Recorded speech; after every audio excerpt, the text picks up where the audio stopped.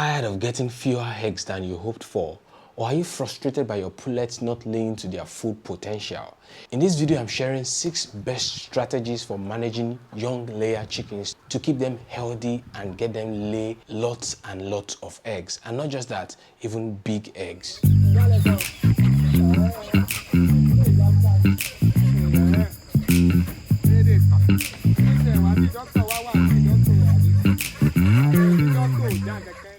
Before we continue, my name is Opeyemi. I'm the Chief Consultant at DIY Agric Consults. If it's your first time on the channel, please do well to click the subscribe button if you want to keep learning about poultry farming. Without wasting your time, let's talk about the 6 best strategies for managing your young layer chickens. And number 1 is be patient. Yeah, whether you have raised your layer chickens from day-old to that point of lay, or you just bought point of lay or point of cage pullets, be informed that your layer chickens will not start to lay until around 17 to 20 weeks. And it's not necessarily the same for every batch of chicken. A batch could start at 17 weeks, another one could start at 18 weeks. Your co-farmers chickens may start laying at 19 weeks and yours may start laying at 17 weeks. However, we expect them to start laying between 17 to 20 weeks. But here's one thing about layer farmers, especially the ones that are just starting out. They are always in haste to see the first egg. Guess what? We have our first egg.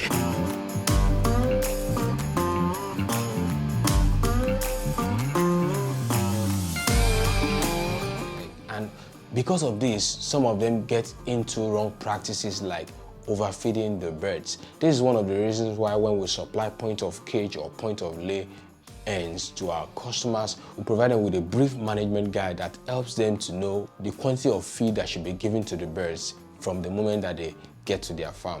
And one of the consequences of rushing or forcing your hens to start laying early, maybe you are in haste around 16 weeks, one of the consequences is that you may start to experience what they call prolapse when they eventually start to lay, because you're not allowing them to naturally develop in terms of their body features. Once they rush into production, there are tendencies that they may start having prolapse in the course of their laying cycle. The next is appropriate housing. As a poultry consultant, I can tell you for free that most people mess things up in the area of construction, the housing, from the orientation of the house to the space requirement. If you're using cages, the gap between the cages, the walkway and all that, then special consideration for ventilation, all those things play a key role in the convenience, how comfortable your chickens are, and this has a direct impact on the production that you get from them.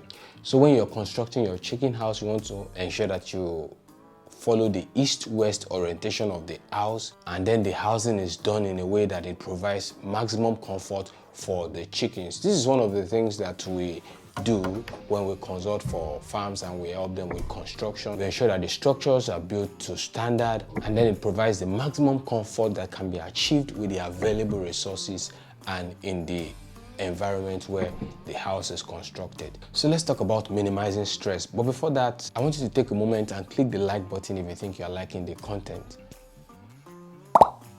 So a lot of people know little to nothing about minimizing stress on your layer farm, and I tell you, stress has a way of affecting the egg production of your layer chickens negatively. So if you allow them to be exposed to so much stress can be in many forms. It could be in the form of noise, it could be in the form of heat, and then this very critical one, a sudden change in their routine. That's a major stressor for them. Let's say you normally feed them around 7 a.m. in the morning or 8 a.m. in the morning, and suddenly you just decide to come and feed them around 11 or 12. This could affect their production. That's even mild, just maybe 2 hours gap in the time of feeding. Some flocks can be very forgiving in that area, but when it comes to the area of changing feed, when you just switch from one feed to another, you change a manufacturer of a feed, this is not something you want to do. So ensure that by the time your birds are starting to lay, you go with a feed that is usually available, not a feed that will be available today and tomorrow you start looking around for it. If it is heat stress, then look for a way to get the heat out of the house, and in many cases this could have been prevented in the area of housing in the area of construction. All right, this next one would actually impact your egg production massively, and it is lighting management. I see a lot of people advise farmers that, okay, they should start giving the layers supplemental lighting from the age of 16 weeks or when they see the first egg. But no, that's not the way to go about it. It is true that your layers would need supplemental lighting, that is, in addition to the normal day length that they have, you need to put on the light maybe in the night or very early in the morning so that you make up the day length to about 14 to 16 hours total. So the normal day length is about 12 hours, so that means you want to add 2 to 4 hours extra to that. But then the timing is very critical. You don't start this until the birds are starting to give you about 20% production, and then the supplemental lighting should be added gradually, maybe 30 minutes every week. That is, by the time they hit 20% production, then you add 30 minutes or 1 hour per week. That is, this week, let's assume they have attained 20% production. So this week we are giving them 1 hour extra lighting. The following week we push it to 2 hours extra lighting. The next 3 hours, and then the fourth week 4 hours supplemental lighting. And at the time that you are giving them supplemental lighting of 4 hours, it is expected that they have reached 50% production. So all things being equal, we expect them to actually reach 50% production or even surpass that by the time you are giving them 4 hours of extra light. So I hope you got that. This alone can increase your egg production by 20 to 30%. Trust me. Yeah, the next is proper nutrition. When it comes to nutrition, yeah, we know that your layer chickens require about 18% crude protein in their feed, and we are talking about the quality of feed that you are giving them this time. So I know some people want to cut cost, they want to reduce the amount of money spent on feeding the birds. So because of this, they go for the cheapest feed available out there, but it might backfire in the form of poor production.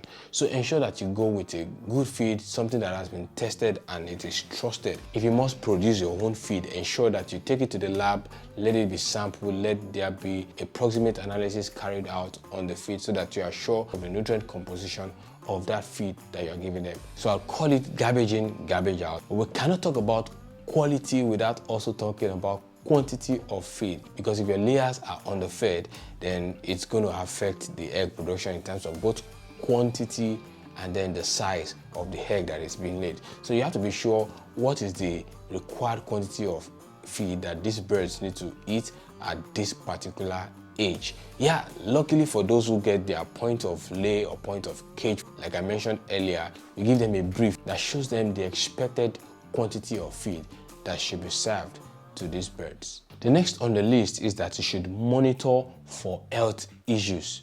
Your layer chickens will only produce at their maximum when they are healthy. So you don't leave them until they are so sick, until they are down in health before you swing into action. You want to observe them, check if they have parasites on their body.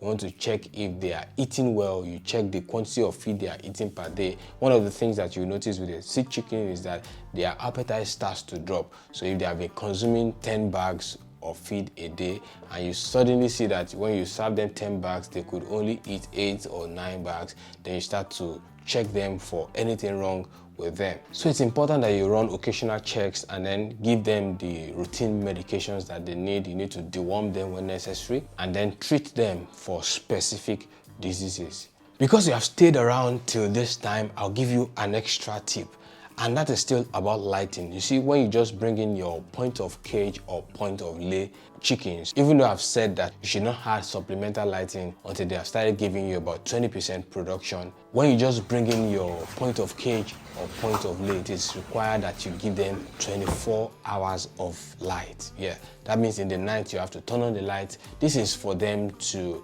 get used to the new environment. So you are minimizing the stress of the change of environment. You want to encourage them to get acclimatized with the new environment. The cage, for example, they want to know where the nipple drinker is. For example, it's possible that they have been raised on deep litter, and as you bring them into the cage system, you want to make sure that they all get used to the nipple drinkers very quickly. You don't want to leave them in darkness at night, because if you do so, there's a chance that some of them will stay for long hours without access to water. So for the first 2 days after they arrive the new location, or after they are put inside the cages, you want to make sure that you give them light for 2 days, 48 hours, so that they can get used to that new environment. I hope you got that. So by implementing these tips and strategies, you are providing the perfect environment for your chickens to give you lots of eggs and even big eggs. If you have found this video helpful, be sure to leave a like and then subscribe to the channel for more poultry farming tips. Let me know in the comments below what other questions you have about raising layer chickens. And until next time, happy farming.